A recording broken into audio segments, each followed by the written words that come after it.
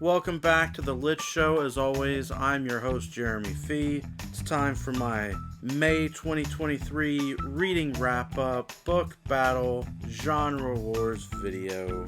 May was horror mayhem and also May of the Moderns. There's so much that I read. The school year ended and I had about a week vacation at the end of May. So after I finished my planned reading, I just kept reading. I kept reading more and more. So really I have more books than what are going to be in the contest this month. But that's alright. I really think the best read of the month could just automatically go to Half Human Heroes, a fantasy anthology. So very excited for the book being out. It's available now. You can go to Amazon, get the ebook, get the paperback, whatever works for you. It was very exciting working with all the authors and putting that together.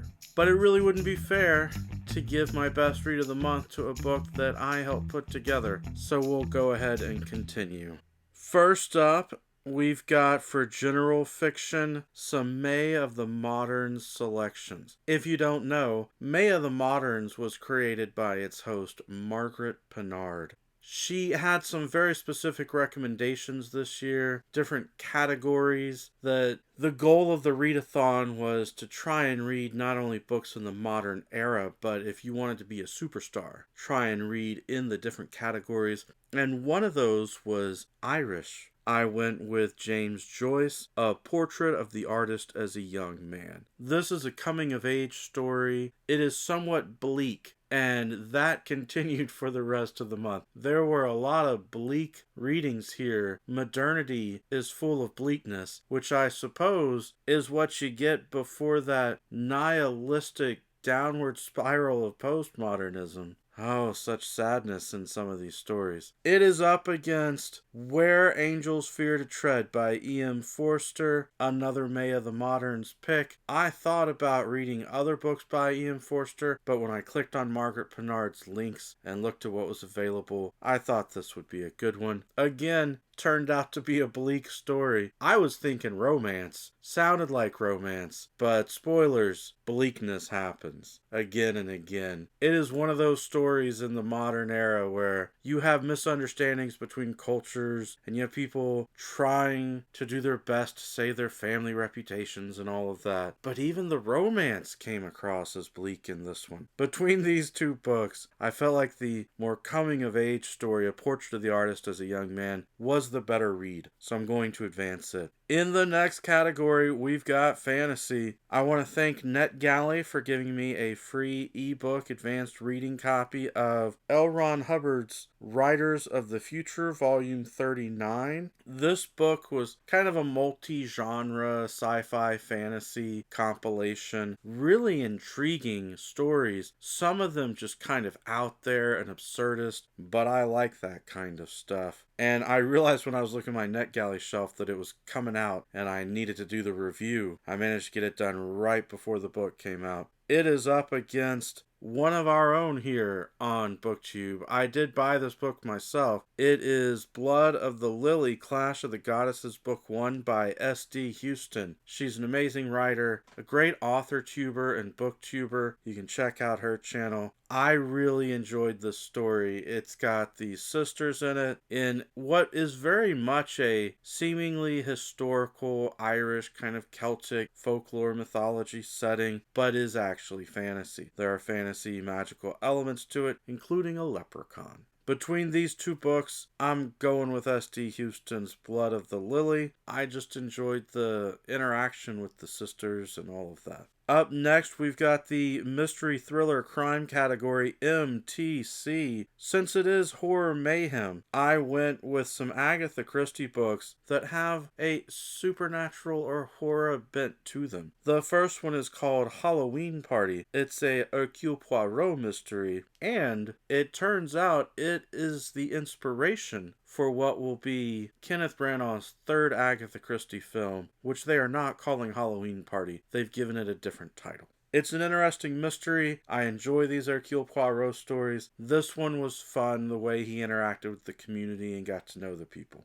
It is up against Agatha Christie's book, The Last Seance, Tales of the Supernatural with short stories in it. I was familiar with some of these short stories, but it pulled different stories from different collections that Agatha Christie had done over the years, and that was interesting. A lot of the times, it says supernatural, but really, Agatha Christie has her characters figure out some sort of human element behind the supernatural, though not always. Between these two stories, the Hercule Poirot mystery was more fun for me to read this month. Then we get to horror. It is Horror Mayhem, and I greatly admire the Bookish Bryants, the way they created this readathon and encouraged people to read short horror stories and that sort of thing. But I went ahead and read some Anne Rice books that I'd been wanting to read. They involve werewolves, so they go into the horror category. The Wolf Gift by Anne Rice and The Wolves of Midwinter by Anne Rice. I was really impressed with how Anne Rice used synesthesia, where she had smelling and sense that were used to inform other emotions. I thought that was really neat since the main character is a werewolf. So the main character is able to smell other people's emotions. And that really stood out to me. I'm going to go ahead and put this duology up against the Complete Ghost Stories collection by M.R. James. I enjoyed... I almost want to say revisiting this collection. It's possible I've read some of these stories before. M.R. James is a classic, so I do highly recommend it. But I'm going to give the win to the Anne Rice books because The Wolf Gift stood out to me so much. The way the character was able to do that with the smells giving the other senses. That is the first half of our book battle bracket. Let's go look at the bottom bracket. For science fiction, we're going to start out with James Flynn. He's got a book coming out, Thanks for the Memory. He was very kind to email me an advanced reading copy, an ebook that I was able to read through. And this one is a real thinker. And that's something that I like about James Flynn's works. He writes these weird stories that are weird kind of sci-fi horror or dark sci-fi. But there's some sort of social message or philosophical quandary that's built into each of them. And this is a short book.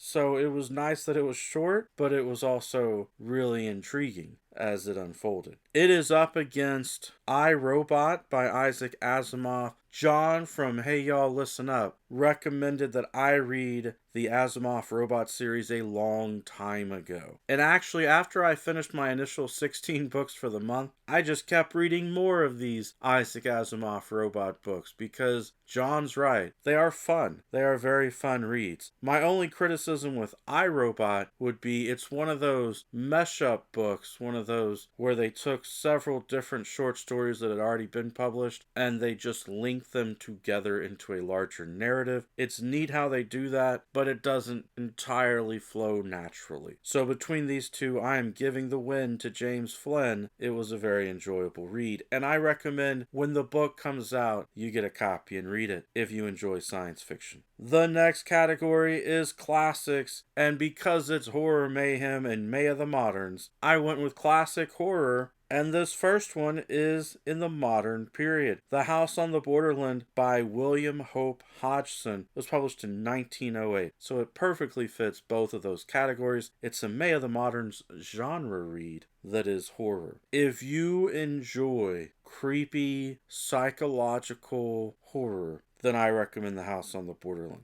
It stands out as a unique place in the history of horror. It is up against The Three Imposters by Arthur Machen. This was Roger's Cheap Old Book Club Pick of the Month. It was published in 1895, so technically a little bit before the modern period, but it felt very modern. The way that the narrative worked, the way that the stories came together, it felt like the same kind of message I was getting in a lot of the other modern literature. Between these two, I'm giving the win to The House on the Borderland. I just feel it has a more powerful impact to me. Then we get to the nonfiction category, and I thought, what kind of nonfiction would be great for Horror Mayhem? So I found a book by one of my favorite authors, Alan Dean Foster. I grew up reading his sci-fi and fantasy, his great film novelizations. Turns out he has a nonfiction book called Predators I Have Known. So that's my first nonfiction book for the month. Unfortunately, the book was not entirely what I thought it would be. It was actually about his experiences going around the world and hunting or interacting with wild beasts, big cats, hunting expeditions, that sort of thing. It is up against Killers of the Flower Moon, The Osage Murders, and the Birth of the FBI. This is a book by David Grann. It's really good. It is very good. It might fit the May of the Moderns prompt because it covers a lot of history, which includes that modern period.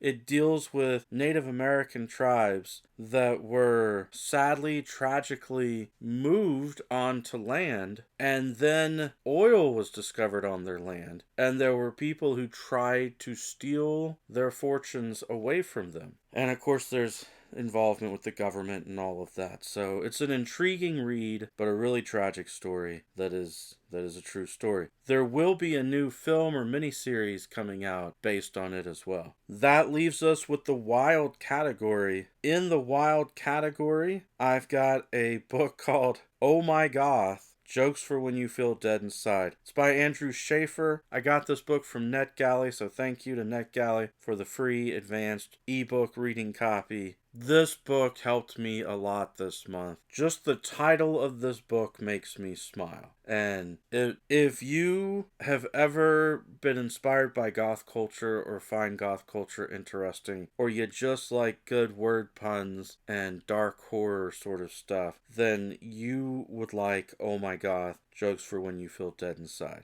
It is up against The Sympathizer by Viet Thanh Nguyen, which is a fiction book that feels very much like nonfiction, telling the story of a spy dealing with what happened with Vietnam and being a sort of double agent or sleeper agent through the process, trying to figure out how to deal with people, their fears of communism and being relocated and the war and everything. It was a very realistic book. In the wild category, I really feel like either one of these could be in the finals for the month. And it's unfortunate that they hit up against each other in the prelims at this point. But between the two of them, I'm gonna have to give the win to The Sympathizer. Very powerful, emotional story. I highly recommend it. It's advancing. Let's go ahead and go back up to the top and see what kind of matchups that gives us for our quarterfinals. We've got A Portrait of the Artist as a Young Man by James Joyce. It is up against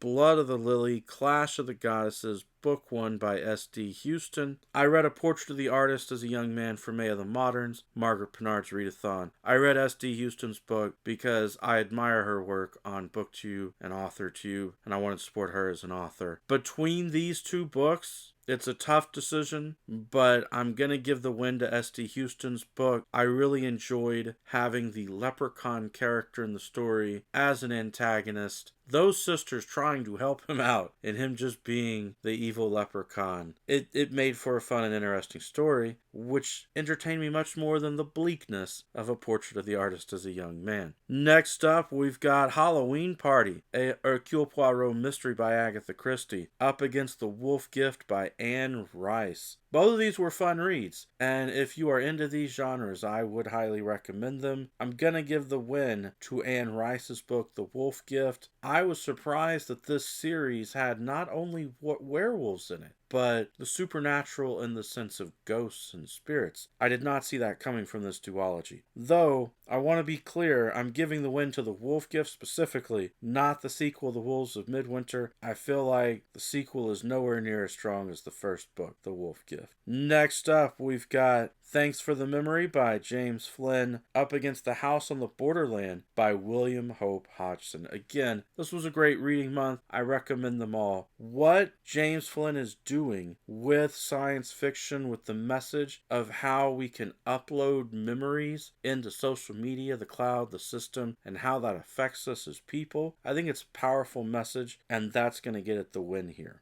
Then we've got our nonfiction Killers of the Flower Moon by David Grann up against The Sympathizer by Viet Thanh Nguyen, which feels like nonfiction but is a fictional story. This is a tough call. Like I said, great reading month. Having to make a decision between them, I'll give the win to The Sympathizer. I can imagine that there were people that these sort of psychological feelings and issues really happen to people. It is eye-opening. I do recommend it. And I don't think I mentioned earlier, there's supposed to be a film coming out in the near future for it as well. All right, let's take a moment to look at that semifinals. We've got 4 very strong books. S.D. Huston's Blood of the Lily, Anne Rice's The Wolf Gift, Thanks for the Memory by James Flynn, and The Sympathizer by Viet Thanh Nguyen. Recommend them all. But we've got to do the battle. So semifinals, here we go. Back up to the top. Looking at S.D. Huston's book up against Anne Rice's book, I've got to give the win on this one to Anne Rice. The emotions that I felt with the characters as they developed the story was very strong. And S.D. Huston's book is good, but when you read it, at least for me, it reads as folklore, mythology, fantasy. I did not feel as much psychological connection, as much worry for the characters, I suppose. So Anne Rice's book is advancing to finals, The Wolf Gift. In our other semifinals pair, we've got the James Flynn book up against The Sympathizer. The James Flynn book was kind of like a novella. It was a short read. It was an exciting read, but ultimately there was a much deeper psychological connection for me again here for The Sympathizer, and that's going to be my deciding variable this month as it advances to the finals as well. In finals, The Wolf Gift versus The Sympathizer. This is one of those times when